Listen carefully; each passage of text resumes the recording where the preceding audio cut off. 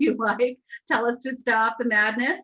So we're not going to stop the madness because we just do this because we like to do it. But this is episode 36, and we've done a couple of hiatus weeks, and we've also done a couple of rerun weeks. So that means that we've been doing this for more than 40 weeks. Mark Chi and I and the other members of the team have been having so much fun and feel so supported by all of you. And hopefully we're giving you a little bit of magic and you get a little something for your time that you spend here with us. The name of this particular episode is Cure.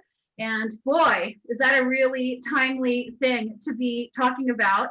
And we named the episode Cure before all of this news about the vaccine came out. So we want to invite everybody right now, if you haven't already, to open the chats. You do that down in the bottom, sort of towards the center, so that you can see what everybody's chit-chatting about during the course of this brunch. And we would love to select a couple people to tell us what their favorite cures are for the things that ail them. Not COVID, of course. You know, holiday blues, missing your family. Megan, what are your favorite cures that you'd like to share that might be helpful to some of the folks here? I like to watch a good sad movie. Oh, I love that. I think that sometimes when you're feeling like really overwhelmed and you're having a hard time dealing with your emotions and you're really stressed out, kind of commiserating with other people's struggles is really curative for me. I love it. So good. And I'm so happy to see you. And I'm so happy that you have your vaccine appointment and everything to go.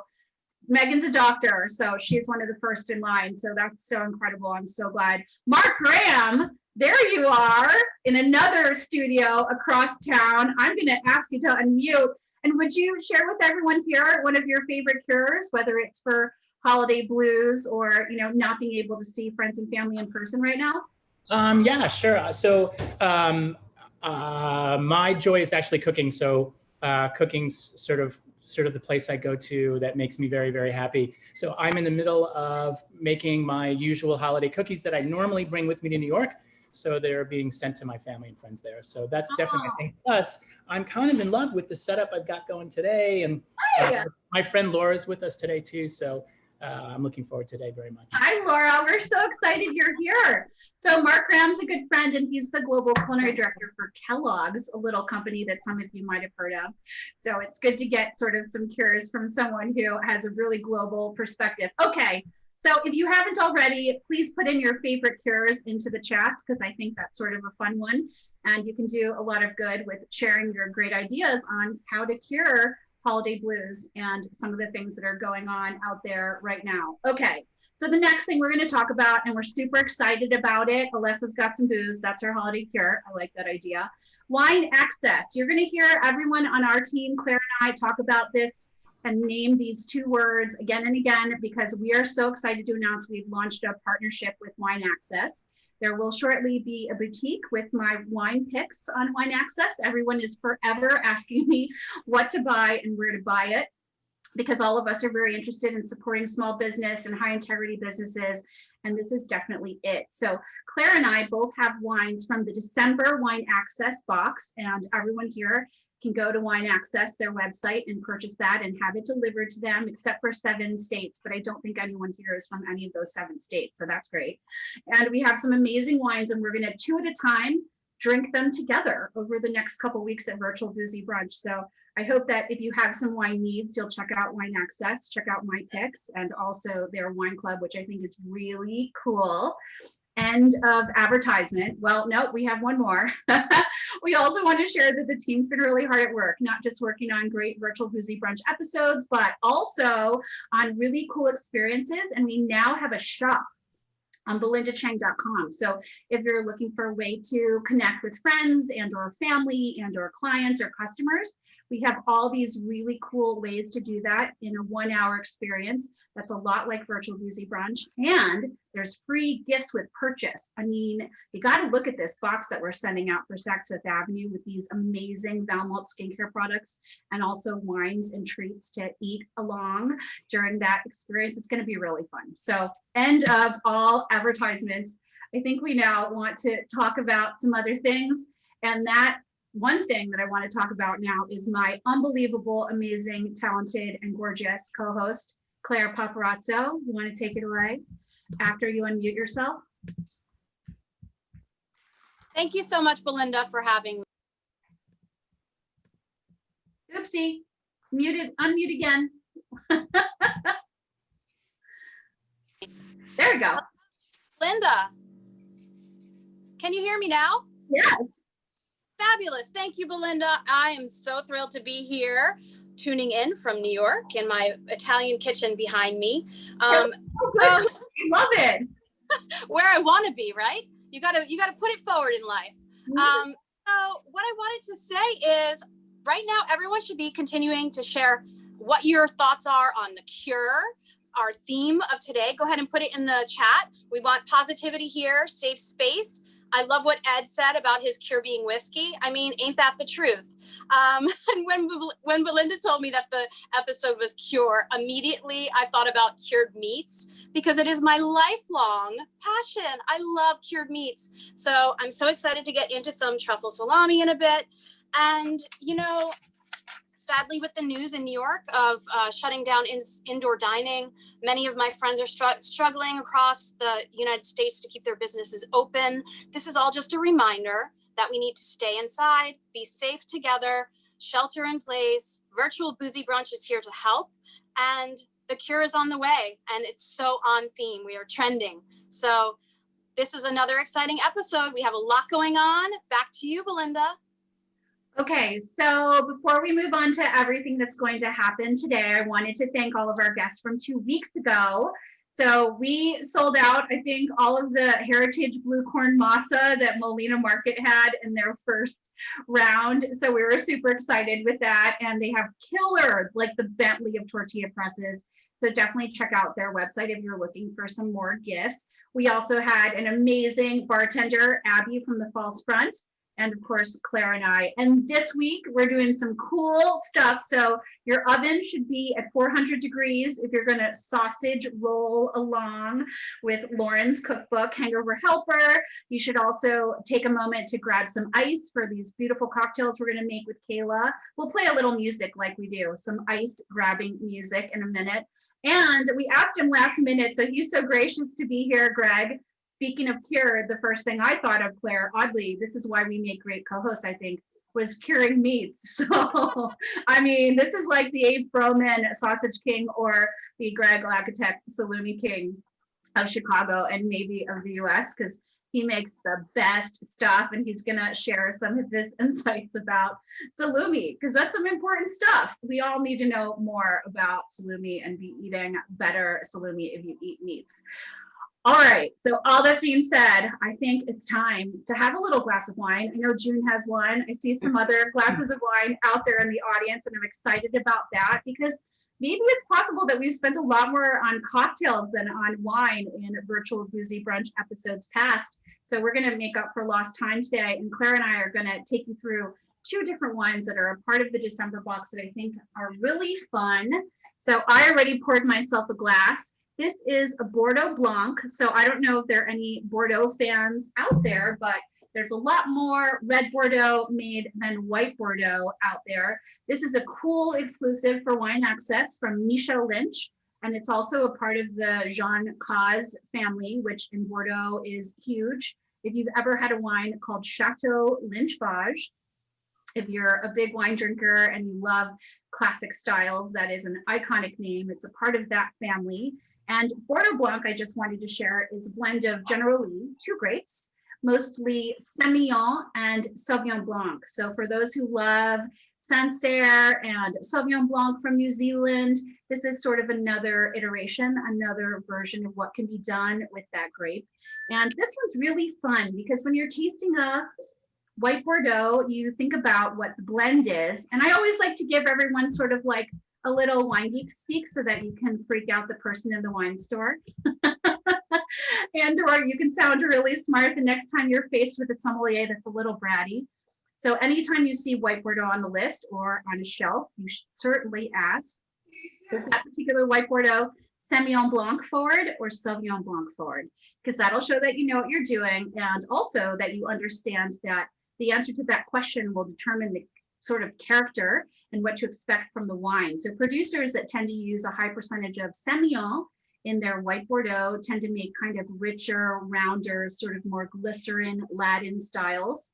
And producers that tend to use a little more Sauvignon Blanc tend to make those kind of bright, racy, sort of crisp styles. It's a really fun thing to know what you're getting into when you get a bottle of white Bordeaux. So I love this one. It's like crisp and refreshing. And for those shellfish platters and for some of those chicken dishes, poultry dishes, things that are kind of more light, bright, and racy, and who can take a little bit of citrus character, this is going to be a really fun white. And I'll tell you what, it's a good white for breakfast. It's definitely waking me up. So if you see it out there, a little white Bordeaux, Bordeaux Blanc, as they would call it, I definitely recommend picking it up. And I know that Claire has our red selection from the Wine Access box, and she's going to talk a little bit about that. I do. And I love a Bordeaux Blanc. So underutilized, Belinda.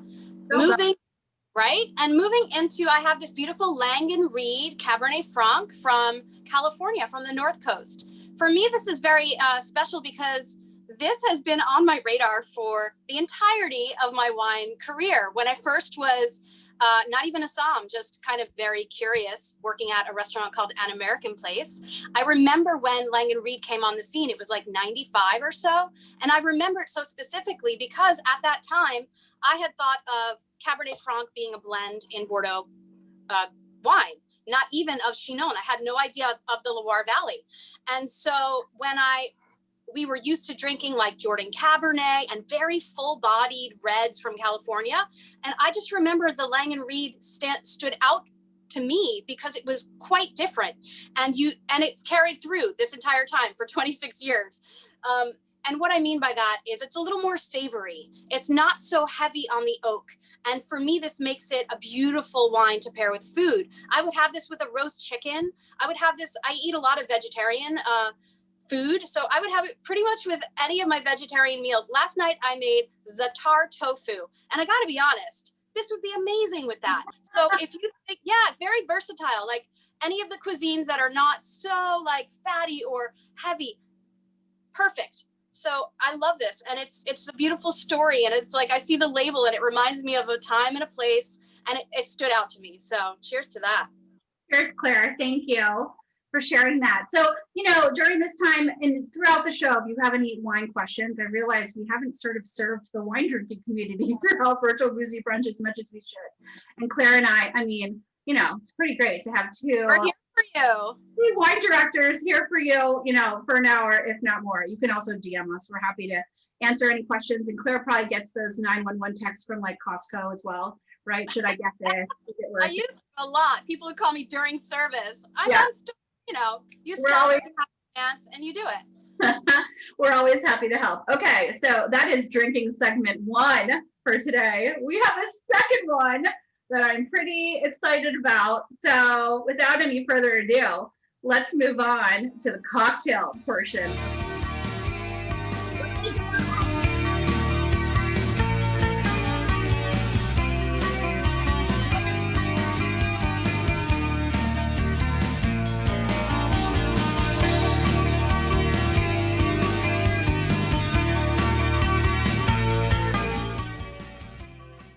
That song brought to you by The Cure. That'll cure you. So I'm so excited for our drink segment and to introduce Kay Quigley, the brand ambassador for Flor de Caña Rum, making 2 festive cocktails for us today. One is called the Cranberry Ginger Highball, and one is called Cafe Nica. Kay, so nice to meet you. Tell us about these cocktails. Let's go ahead. Which one should we start shaking?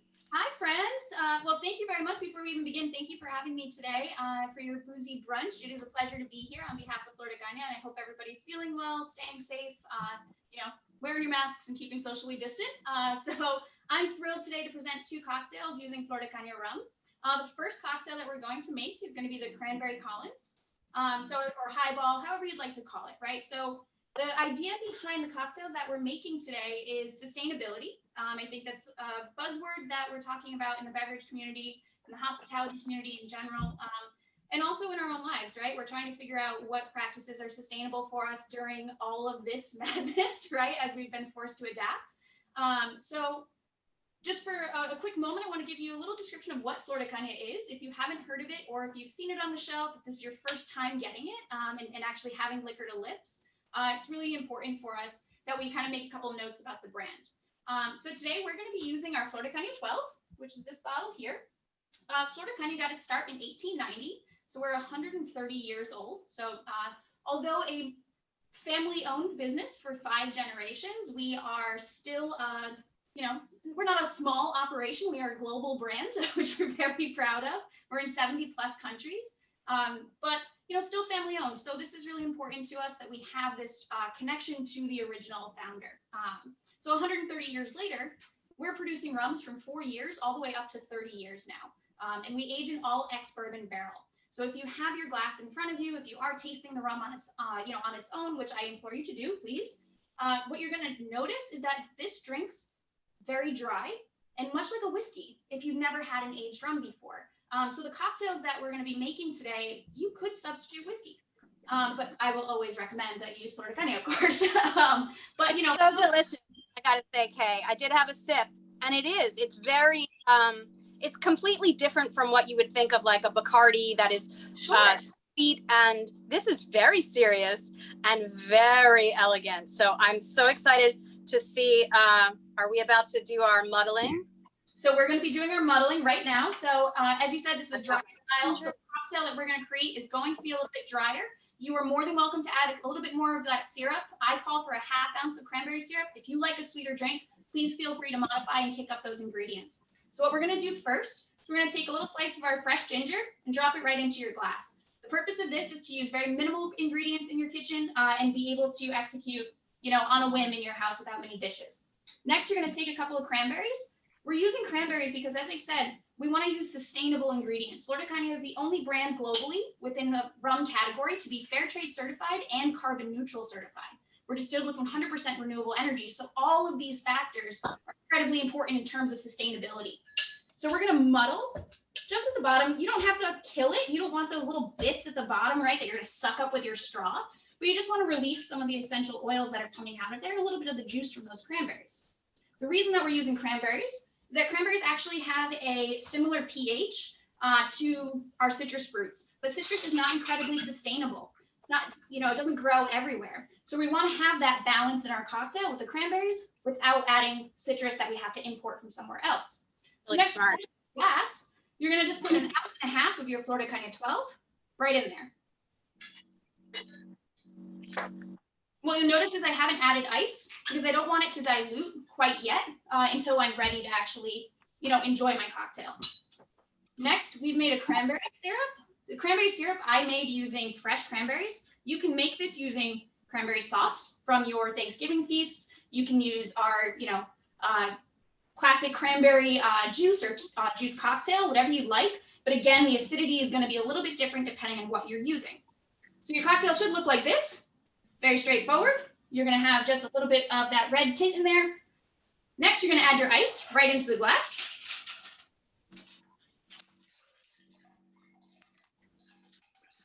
I love, Kate, that you're also saving our dishwashers and the dishwasher.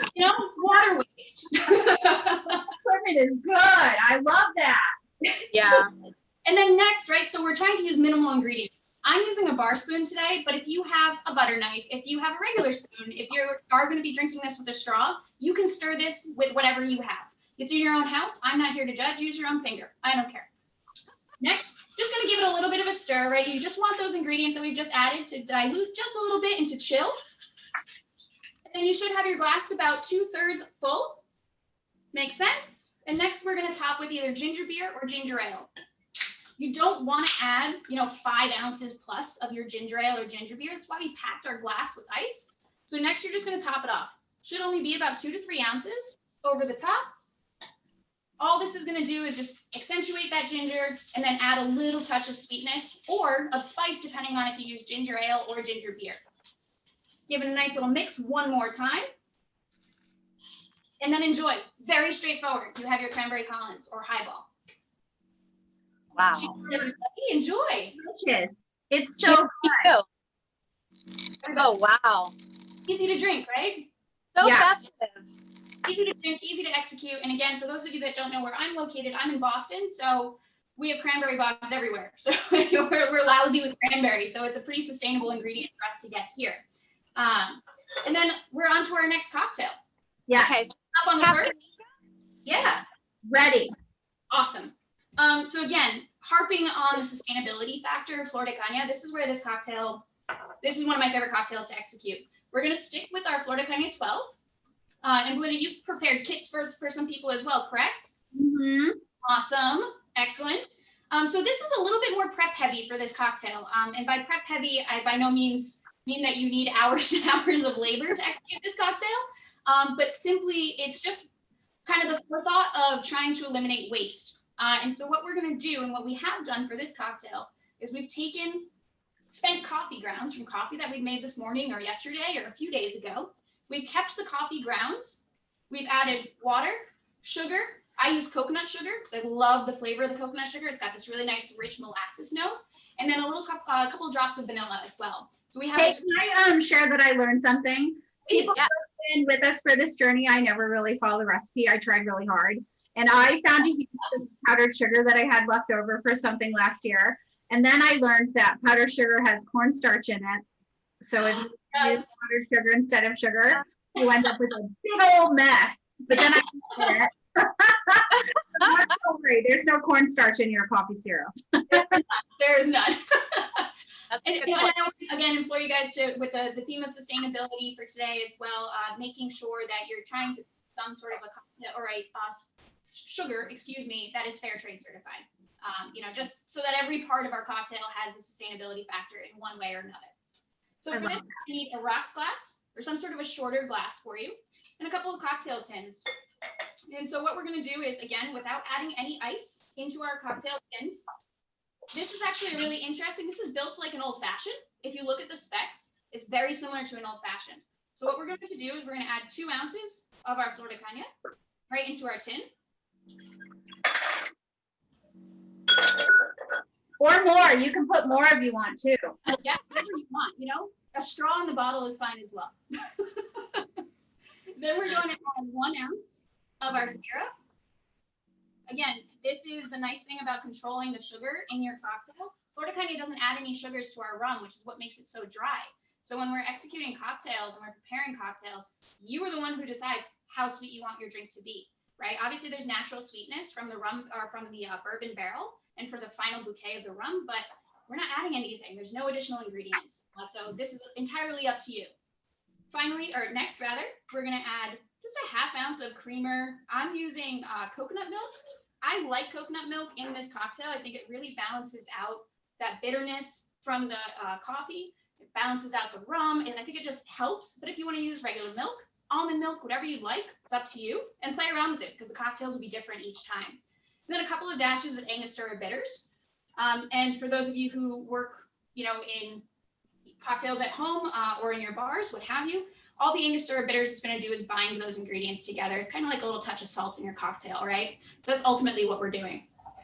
The next thing that we're going to add is, again, a little bit of preparation went into this, a couple of coffee ice cubes. So just 1 coffee ice cube into your tin. And now to make a coffee ice cube, all I did was put coffee into my ice cube tray. Very straightforward. You can make it with espresso. You can make it with your drip coffee, whatever you would like. And the idea for that is, again, just to utilize maybe that coffee that you were just going to dump down the drain because you just didn't get to it. And the reason we're only adding 1 is because we've just added a lot of ingredients, but not a lot of boozy ingredients, right? So we don't need a whole lot of dilution for this drink, and we're going to pour it over ice. So I don't want it to become this really watery mess. So next, we're just going to shake our cocktail for about 7 to 10 seconds. With the 1 ice cube in there, it's called a whip shake. So very, very straighthtwood. So get your tea. What kind of shake, Kay? Whip? Yep. Like WHIP? Exactly. Yeah. It's whip shake. Look at those shakes. You're a pro, Mark Graham. Awesome. And that's it. And so what you'll notice is that your drink hasn't really gotten overly diluted, right? And then what we're going to do is we're going to add those remaining ice cubes, our coffee ice cubes, right into our rocks glass. And then from there, we're just going to top it off with what we just added. Again, we're not trying to, or what we just prepared rather. So we're not trying to make too many dishes. One and done on this one, right in the tin, and then we're doing what we call the dump. It's a dirty dump, as we call it in the bar community, which is literally using the ice that you've used for the cocktail shaker and just using that to help keep your drink cold rather than pouring over fresh ice. So again, sustainability and water waste and all of that. So the whole purpose of this is to try to keep your cocktails sustainable, fresh, fun, and eliminate as much waste as you possibly can in your own home. And then hopefully that translates out into the bar community as well. Hey, I'm so impressed. I love the sustainability. I love your thinking about cleaning up, quite frankly, cleaning up in the kitchen. That's how I think. This is so fun. Here. Cheers. Hey, this is awesome. Also, we learned new vocabulary. That's my favorite. The whip shake. The whip The whip shake. shake. Dirty dump. I'm sure I'm the first person to say on this dirty dump. So Oh, that's so good. Yum. So good. Thank you so much. Your curing of your, hangover or what have you with your coffee cocktail. And this is on brand for today's event. So you can find Kayla and all of her greatness, not all of it, a little sampling of it on her Instagram at Kayla_DE_Caña. Thanks, Kayla. I hope you won't be a stranger. Come join us anytime. So fun. So much fun. Thank you for having me. All right, Claire, I'm going to move us on along because now that I've had 4 drinks, it might be time to move it on to something to eat, which I'm pretty excited about. So Lauren Shockey, we've met maybe when she was undercover as the restaurant critic for the Village Voice. Everyone's heard of that amazing, and we miss it, newspaper from New York City. And she's now an author and has written this incredible book. It's an incredible gift for the holidays and for friends. It's called Hangover Helper. And I don't know about you, Claire, but I generally do need a hangover helper now and then, even during the pandemic. So it's a cute book. And we were connected by a virtual Boozy Brunch alumni, Jeff Wilgepolin from Forbes. And so thank you for sending her over to us for a segment. We're going to make one of the, what is it? It's page 60, right, Lauren? One of the hangover helper recipes. Lauren is here from New York. Lauren, take it away. Let's make this sausage roll, shall we? Well, now that you've had so many cocktails, you're going to need something for your hangover. Yeah. So thanks for having me. Today, I'm going to be making sausage rolls, which is a beloved hangover cure in the UK and also in Australia, basically anywhere in the British Commonwealth. I really like it because it's kind of like a pig in a blanket, but the British version, and it's a hangover food. So what you're going to need today is 7 ounces of puff pastry. So that's usually half of 1 box. 9 ounces of pork sausage. If you don't eat pork, you can use chicken sausage or whatever kind of sausage you like. I've made it with spicy sausage. I just think that like the fennel flavor of a nice pork sausage is really key for this. But if you don't like pork sausage, just go with whatever you like. 2 tablespoons of panko breadcrumbs and then 1 egg. So first we're gonna. Lauren, I'm also going to share that some people we have another virtual Boozy Brunch alumni who has this really cool product. It's called ready to roll dough. So some people are using that. And then some people have more traditional puff pastry, which is so easy to buy. I guess I never really thought about it. You can just get it in the grocery store. That's so great, right? Yeah, and one thing that's really cool about puff pastry, if you get an all butter puff pastry, it obviously has butter in it. But if you get some of the other puff pastries, they're actually vegan, which is really cool. There's vegan puff pastry that exists? Yeah, like the Pepperidge Farm one's actually vegan, which is cool. So what we're gonna do, we're gonna roll out a rectangle in about 8-inch by 4-inch piece. And as you can see here, my puff pastry has gotten a little bit stuck. If your puff pastry gets stuck, just throw it back in the fridge and it should be fine. So we're gonna do here. Oopsie. Yeah, mine stuck quite a bit, but that's okay. Now I don't even need to roll quite as much. Okay, so you have your puff pastry. You want it about 8 inches by 4 inches. What's really cool about this recipe, you can also do a mini one if you have a holiday party. And if you want to make individual ones, just do cut it into maybe like 2-inch by 1-inch pieces. So like this size here would be perfect for an individual one. So I'll do one of those too. Lauren, do you have some cooking training, or did you? I do. I went to culinary school at the French Culinary Institute, which is now the International Culinary Center. But I did their full culinary program. So what you're gonna do, you're gonna roll out your puff pastry, and this is just to help make sure that it doesn't puff so much in the oven. You want it to be a little bit of a tighter roll around your meat. So mine actually is stretched out quite a bit here. I'll just roll the other one. How thick should it be after we roll? Not too thick. I would say maybe like 2 or 3 millimeters. Okay. Yeah, so pretty thin. And then you're gonna take your bowl. You're gonna take your sausage, and basically you just want to take your sausage here and squeeze out the meat from the casing. So just kind of use your hands, squeeze it all out. Whoop, throw away the casing, and then 9 ounces. 9 ounces is about 2.5. Oh, great.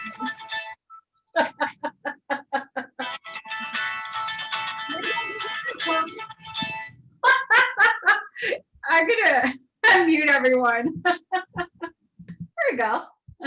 And then Lauren, you're gonna have to unmute yourself once again. Sorry about that. Okay, and so then to your sausage, you're gonna add the panko breadcrumbs, and then you really just want to work your hands to get it to a nice homogeneous mass. You can use a spoon, but honestly, your hands are the best way to go about doing this. And you just want to kind of combine it all there. The breadcrumbs are going to help soften the meat a little bit when it cooks, and it'll also help absorb some of the fat from the meat, so you don't have kind of oil dripping out everywhere. So just give that a nice squeeze or two. Amanda Puck, you and I we have a lot of rolling to do, you and I. Oh my God, I'm like sweating. I called in Billy to help. You and I Don't roll dough and cashmere. Billy is the best. We need that at 3 millimeters per the chef, okay? He's on it. He's on it right now. All right. And if you feel your dough is too soft, just throw it back in the fridge. And that should be fine. Okay, so I'm just gonna do one since I think my dough is a little stuck. Then you want to take your meat and kind of shape it into a log. So a little bit less than the size of the sausage roll. And Lauren, you know what? One of the things I really like about your book is you sort of took it all back to traditions in particular countries, like what people eat when hungover in fill in the blank country. So this sausage roll, where would this be sort of indigenous to? So this is from the UK. So you'd see it all over England, Ireland. You'd also see it in Commonwealth countries. So it's big in Australia. Really cool is kind of like, it's both a hangover food and a drunk food. So in my mind, what makes a hangover food is like it's secure. So it's like salty, it's savory, but it's also drunk food, which I feel drunk food must be portable. It should be, because you don't want to spend your money on caviar and not remember it the next day. No. Yeah, that would be sad. Wait, so did we talk about what was the inspiration for writing this book, which by the way, I think is an excellent public service because. Thank you. So I got interested in the book because I was learning about South Korean drinking culture, because as you know, there's sort of this whole culture, you have to go out drinking every night with your coworkers. They drink so much per capita, and in South Korea, there's a genre of soup called haejanguk, which translates to hangover soup. And it's not just one soup, it's actually an entire genre of soup. So, there's a hangover soup of Seoul, but then you go to Busan or somewhere else and they have a different hangover soup. And you go to the hangover soup restaurant each morning, like when you're hungover. And I thought that was so fascinating. What do you eat in so-and-so country when you're hungover? What do you eat here? And that really was the genesis of the book. So in South Korea, they have hangover soup restaurants, kind of like the Japanese maybe have ramen shops where they all have. Yeah, for sure. And like they would exclusively sell hangover soup. Okay, so here's another tour that I would like to go on. For the pandemic, when we can travel again. Can we go on the hangover soup shop tour? I'll be there with you. Amazing. Cool. All right, so I'm stopping everyone's progress. Go ahead. What happens next? Okay, so once your meat is on your pastry, it should sort of look like this. So let's see if I can lift this up here. So you kind of look like that. Don't know if that's visible enough. Next, we're going to crack our egg and just whisk it. This is going to be the egg wash that goes to seal the dough, but then also to be the egg wash on top. So just give it a quick whisk so it's all together. Perfect, you know, just combined. Megan and Nina, how's it going over there? You got, like, Megan's got a sous chef and the whole bit. Nina, you're the best. Okay, good. Then you're gonna take your egg wash and use a pastry brush. If you don't have a pastry brush, you can use a paintbrush. You can use your finger. Honestly, I've used my finger so many times, it's perfect. But a pastry brush is nice because it kind of just gives a nice uniform look to everything. So you just want to do kind of a rectangle around the meat. So you're kind of painting it. And this is just so it'll help seal it shut. So now that your egg's all around, now you're going to take the top of the dough and fold it over the meat. Okay, wait, Lauren, have you met Morgan, by the way, who you can see doing your egg wash right now? No, but that is a beautiful egg wash. How is she doing? I feel like she's really crushing it. Morgan, as always, you're totally crushing it there. So then once you kind of wrap it around, essentially you just want to wrap it so it's a log, and then you want the seam to kind of be on the bottom. So as you can see here, you know, it doesn't need to look super fancy, but basically you can see the meat, you've got your seam on the bottom. So should you have a little overlap, or should it just be kind of pinched together? I would say you want a little overlap that you can then tuck in, because the seam should be on the bottom. Cool. So you roll it over and then you kind of tuck it in, and then that'll kind of seal it shut down. I see some rollovers happening. I see the Marchi downtown New York apartment rolling over. I see Victoria Kent in Chicago rolling it over. Sausage rolls look amazing, guys. You are killing that roll going on. I see Claire getting a little roll going on. Are you rolling, Claire, or what? Karen, how's it going in your kitchen? So fun. Karen is a sous chef today too. So excellent. Whoa, yeah. Mark Graham's done. Nice job, Mark Graham. That looks amazing. Well, I mean, you know, the professional chef, but awesome. So then using like the tines of a fork, I like to seal the sides down. That just kind of helps steam the meat. So Okay, so what she's doing. Yeah. Love it. Here. So just kind of sealing it shut on the bottom.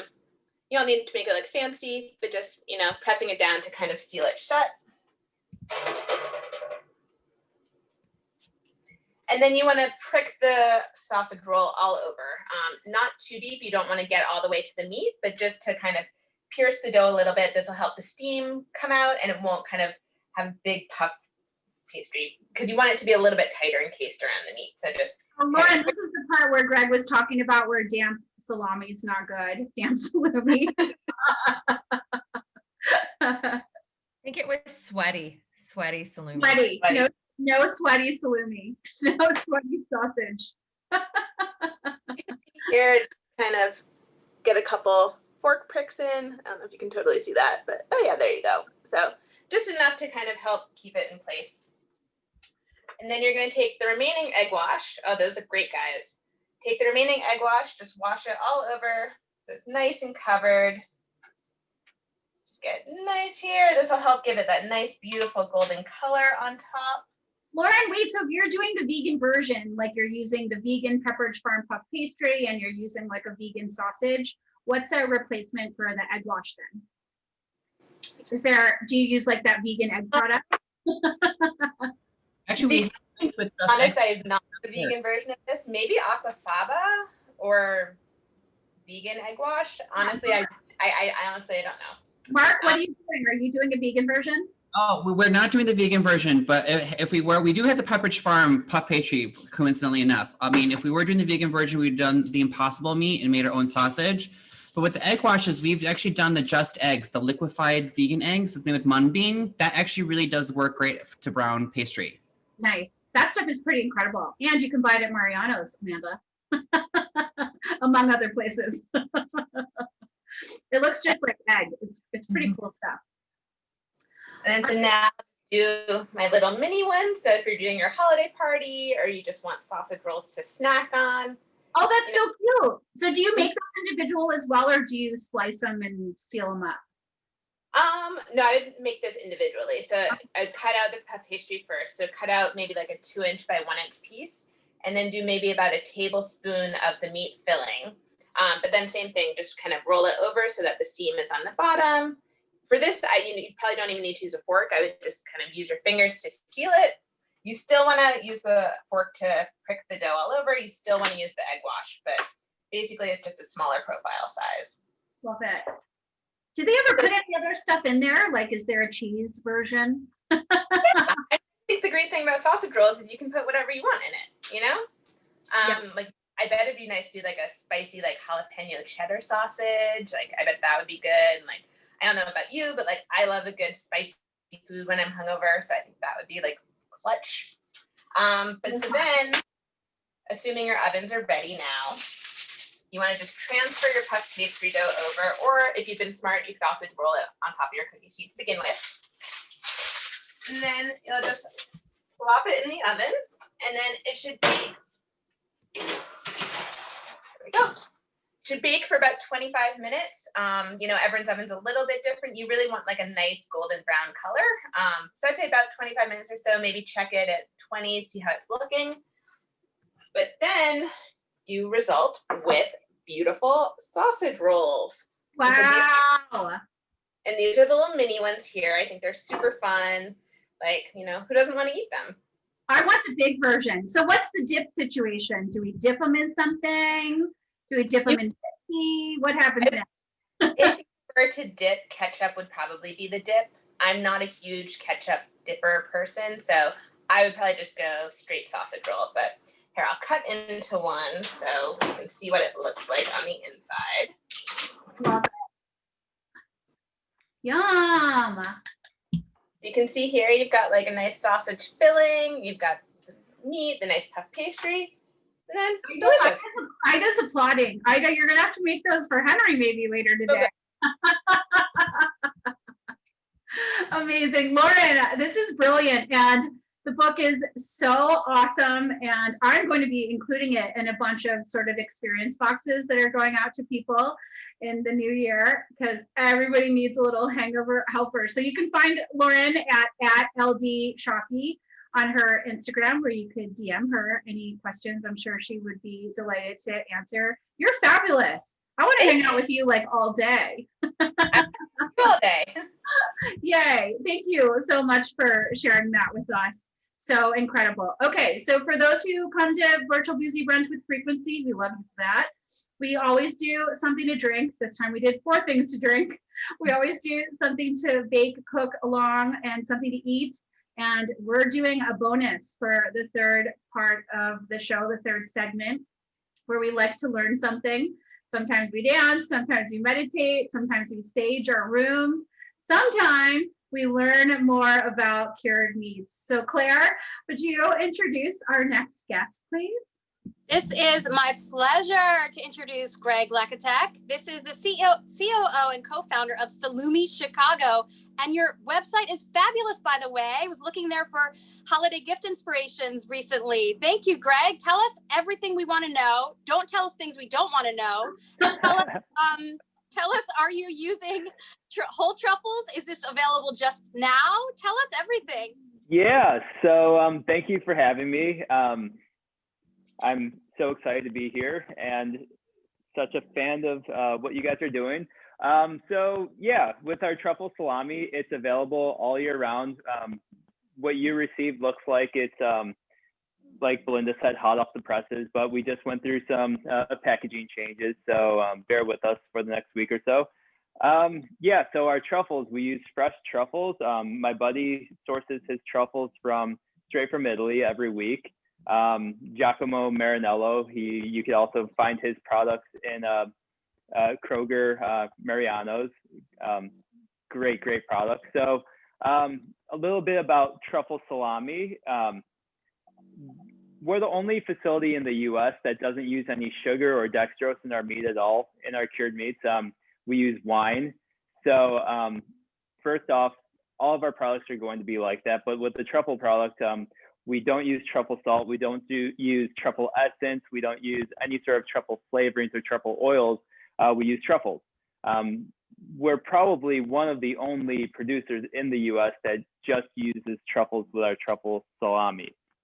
But Greg, let's back it up all the way. So you and I met like years ago. You were trying to get into Italy, like sort of in the beginning of your business, and we met place in the West Village in New York. And like a friend of mine's like, "Can I invite this friend of mine to your caviar party?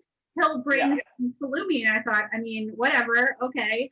And I tasted these salumis, and I realized that I knew nothing about it, right? Because I'd never tasted anything like this, and a lot of us love salumi and buy them in the store, and your product is so different from everyone else's, aside from the fact that your truffle integrity is at the highest level. Can you just give us like a quick, minute one on salumi and why it's so here? Definitely. Yeah, so let's go all the way back to around 2009, 2010, and I sold my company, did some culinary school, and thought, okay, I want to do something into food. I don't know what I want to do. And then I was in a bar. Greg, what did you do before this? So I had a blast mitigation consulting company. I consulted general contractors and architects on bomb-resistant windows for military bases.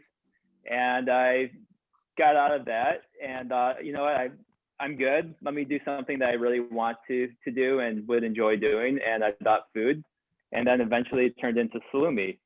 I did random, but awesome. Well, I grew up living in Italy in the summertime. My grandparents are from Italy, and I would come back here and I would say, oh my God, the food is not, it's different. I don't like it as much. And salumi is something that you could ship nationwide. You don't have to worry about the shelf life as much. It's just something that we don't really focus on much in the US. West Loop Salumi was my facility before this, and it was the first USDA facility for cured meats in Illinois, or for salumi in Illinois. So it's sort of like on the verge of charcuterie being everywhere by then. I think, what was that, 2012? Yeah. And okay, so we could talk about how I came to meeting you. Our mutual friend Justine came into my shop thinking I was PQM, and she goes, wait, I'm supposed to talk to someone. I'm like, okay. We just talked and like became good friends after this, because she was didn't realize that over there. He thought she was walking into Public and Quality Meats, which is the one off, which is like Paul Kahan and Dottie Medea, like legendary restaurateurs here in Chicago. That's awesome. That's so funny. And lo and behold, we became really good friends. And she said, hey, do you want to go to my friend's like secret caviar party or something? Sure. And amazing. Very cool. So you're a super smart entrepreneur, business owner. And so what's the word if you're a salumi person, salumier?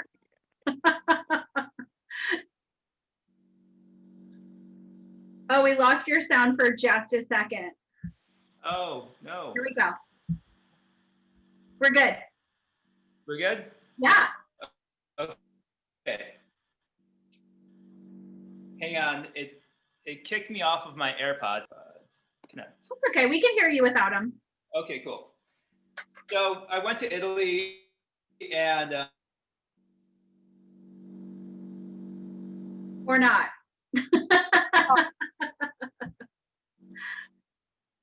Greg, we lost your sound for a second. Sorry. And I think we need to just continue to eat his delicious salami right now. Yeah, we're going to keep eating it because it's really good. And I also know it's a fresh batch with like, because it's not in the packaging. So everybody who got a bit of it, Mark has a bit, Amanda has a bit, a bunch of us. Go ahead. We can hear you now. Here we go. Okay. So were there a few questions? I couldn't hear what you guys were saying. Oh no, keep telling us about this truffle salumi because now we're all eating it. Okay, so where I trained at was this castle in Italy, and they used what they had on the farm. They had 50,000 plants on the farm. They made their own bread, their own cheese, their own paper. And so you couldn't just go get a cup of sugar. We used the wine for the salumi. So that's where my knowledge for salumi came in, to not use sugar. And you'll notice with our salami, it's not very sour or acidic. It's a little bit softer. You can really taste the flavors. Also, in talking about cured, these are uncured, made with celery powder. So they're, I guess it's all natural. These are all labeled all natural. So very, very, very simple is really what our focus is on.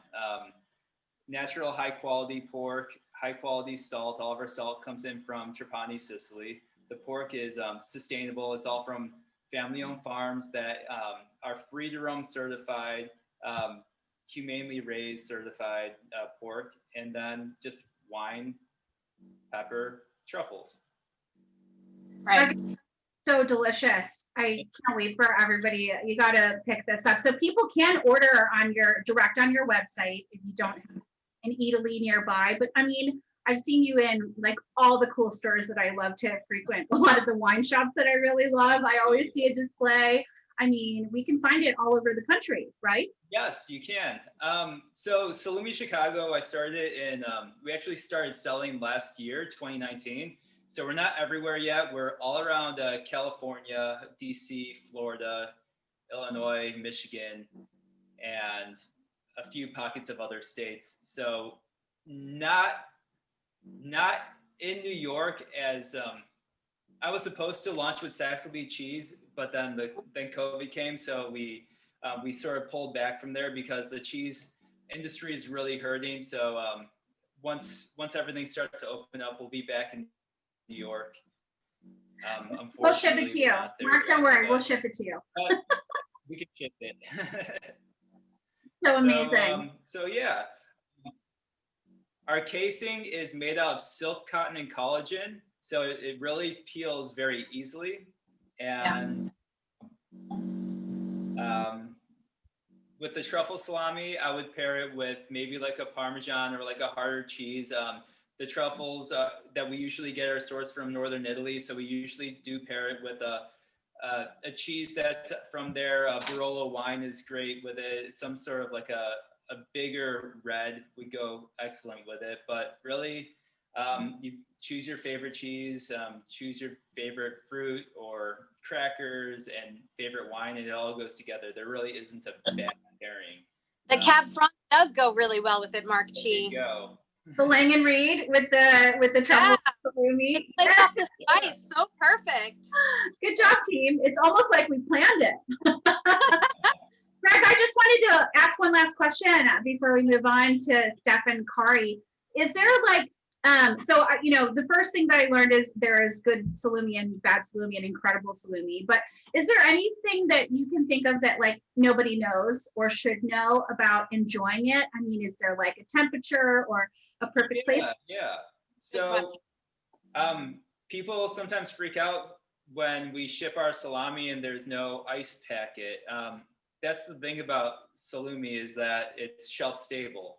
So you don't need to refrigerate it. Actually, our USDA inspector comes in the morning and there's always a board full of meat and he always comes in and gets his rations and then leaves. And that's the beautiful part. It's like I could sit this here and it could be here for a week or two and you could just slice into it. You don't need to refrigerate it. So it's not going to go bad on you. It's just going to get harder. A lot of people don't really realize that. Also with our product, a lot of people have this misnomer that you have to slice the salami very, very super thin. That's not the case. In the US, they tend to do that a lot because when you add sugar, it really tightens the salami. So if you cut it thicker, it might taste a little bit rubbery, stick in your teeth. And so really, you shouldn't need to slice the salami very thin. I would usually slice it, they say the width of a peppercorn. So about a 1/4 inch thick is great. You want to be able to taste the products that we put into here. So what makes ours different is we actually toast all the spices that go into our salami before. We don't toast the truffles or the salt, but the pepper that goes into it, and then we grind it right before it goes in. So it really just makes it stand out a lot more. Also, when you slice your salami, you want to slice it at an angle so it cuts across the grind, and also it's not going to stick in your teeth or it's not apt to stick in your teeth as much as if you were to just slice it directly across. So smart, Greg. I feel like also what you're saying is this is the perfect Armageddon food. And some people might argue that we're in the middle of Armageddon right now. So, well, some people might still be stocking up on toilet paper and Kleenex and Clorox swaps. Maybe the right thing to do is to stock up on, you know, your Salumi. Oh, yeah. They're going into my go bag. So Claire, we can find Greg at Salumi Chicago and also at his website. And we have a couple minutes left to end our episode on time today. And I want to introduce our next guest who come to torture me. No, just kidding. They come to bring us really smart tips and tricks and stuff to make us think about not just what we're drinking and we're eating, but doing it well and in a smart way. So Steph and Kari, I know you're both here, and let's do my quiz for this week. And let's learn a little bit about another way to cure yourself. Hi, Belinda. How are you? Hi. Okay, so as we got the, this is so funny. Going through this all day, I was like, okay, there's a cure for stuff. I didn't know it was all hangover cure, which is hilarious because like, yeah, I've been there too. So I'm gonna readjust for this situation here. So as we have hangovers, like we all do, because, you know, whatever. So when you have a hangover, you're usually trying to make yourself feel better, food-wise, hydration-wise, et cetera, et cetera. So I'm not gonna ask you those 3 questions this week. What I'm gonna do is say, when you know you have a super bad hangover and you're feeling, you know, sometimes you can kind of feel like down in the dumps, you know, like you're exhausted. So taking that forward, eating the really yummy food to cure the hangover, but thinking one step more of what are you going to do in the next few days to kind of cure not only the hangover, but the foods and the drinks to cure the hangover. You know what I mean? Yes. So off the cuff, just think, you know, whatever comes to mind. And that's good for everyone to think about, right? So Steph and Kari are amazing coaches to make your life better and make your body better in so many ways. And so they're here every week to make me think about that and hopefully help all of you to think about that too. So when I have a hangover, there's a few things that I do, and I do them very consistently. One, I put on a lot more makeup and a cuter outfit. So the cuter I look, probably the more hungover I am. Now you all know. And the second thing is what Christina just put in the chats and Alessa just put in the chats. It's lots and lots and lots of water and hydration. I definitely prioritize that. And you might be surprised to know is I do make sure to work out, which I don't know if that's the right thing to do, but sweating it all out seems to make me feel better. So. No, you're right. Retox to detox. It's a thing. So, okay, one thing I'll just, and then I'm going to let Steph get on. So water, water, water is always the thing, right? So if you're more, and this is for everybody, like to make those hangovers way less intense. If you're consistent with your water throughout like your whole week and you're not, and you're prioritizing your water daily, then that hangover will not be as bad when you decide to go for it. Nice. Good to know. Yeah. Thanks, Kari. That's so helpful. I think probably for many of us, because I've seen some of you people out in real life. Yeah. Bad. All right, Steph, what do you have for us? Hi. Well, I'm going to chime in on the hangover issue. So for me, hangover doesn't affect me as much physically as it does mentally. So for those who are in the same camp as I am, and also knowing the effects that alcohol has, which let's get real, like a lot of what we do is like, let's get real, and then we can figure out how to manage it. So Belinda, I love that the working out is a part of it. Anything that can boost your mood, make, you know, the endorphin effect, right? To get you through mentally. So pay attention to your mood and what you can do to turn the beat around. I love it. We have some in the chats too. Karen loves electrolyte water. I love that. Ed is also on the working out. He had a headache today. You did an HIIT video. Wow, that's incredible. Abby loves popsicles. We have lots of good ideas. So thanks to Kari and Steph for getting us thinking about the things that we're going to do in addition to Lauren's sausage rolls.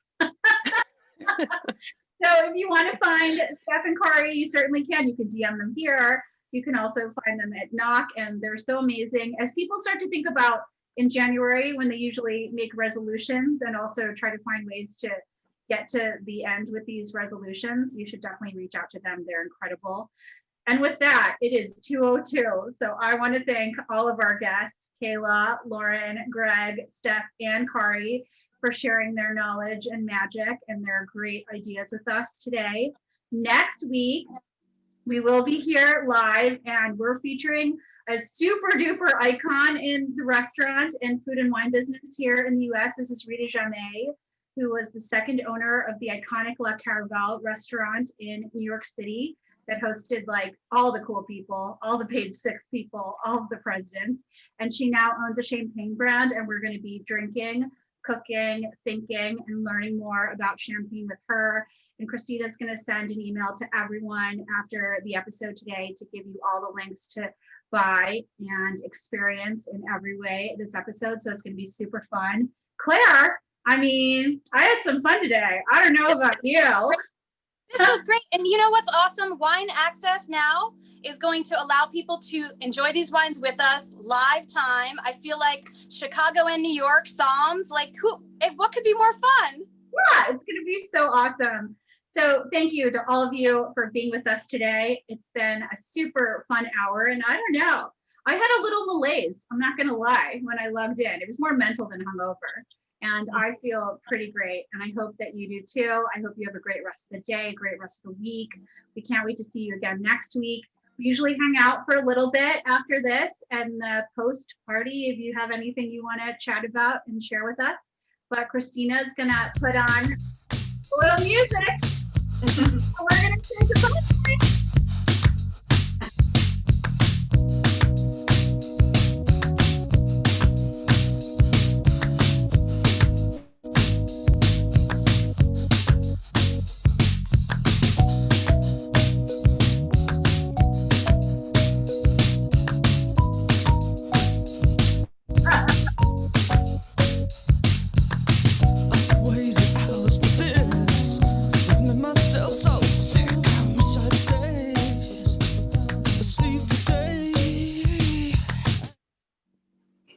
All right, we're done. Oh, I need to know, when is the Wagyu